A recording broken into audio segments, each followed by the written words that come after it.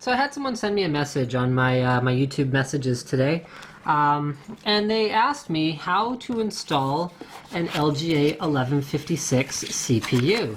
So that kind of inspired me to do a series of CPU installation tips. So I've got an Intel Confidential CPU. I can't tell you what that is, but the first one I'm going to be doing is how to install a CPU in an LGA 1156 motherboard. So step one would be find a CPU.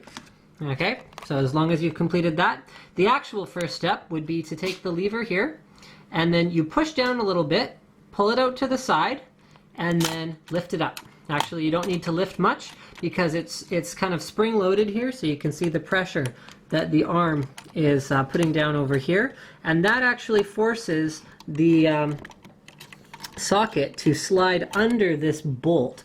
Okay, so that's what is giving the pressure to hold your CPU in. So you pull it out, lift up the arm. That's going to cause this to sort of, yeah, there we go, lift up. So once that protective cover is removed, you should remove any cats from the vicinity because cats will cause all kinds of problems during CPU installation.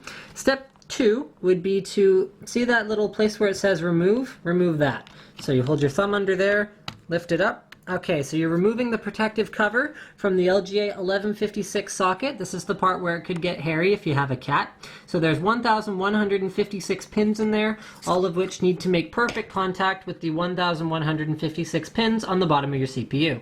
Now you see these two notches up at the top here, right there, and then at the bottom, right here. Those two notches need to line up with the notches in the socket, which are here and here.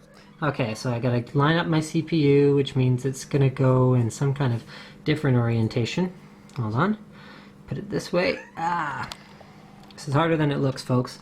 I'm looking through the camera installing a CPU. So you get it lined up just right, so you can see my notches are where they belong.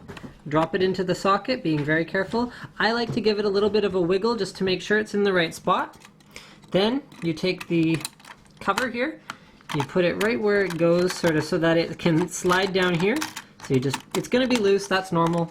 Okay, so then you take the lever, pull it all the way down. You're applying some pressure here, like that actually is putting a fair amount of force back on my finger. So once you do that, you can see that the CPU is actually held in by these two tabs right here more than anything else. So those line up with a little metal tab on the heat spreader, and that's what gives your CPU the force downward that it needs to ensure it makes good contact with the pads in the socket. So thank you for checking out my installation tip for LGA 1156. More to come.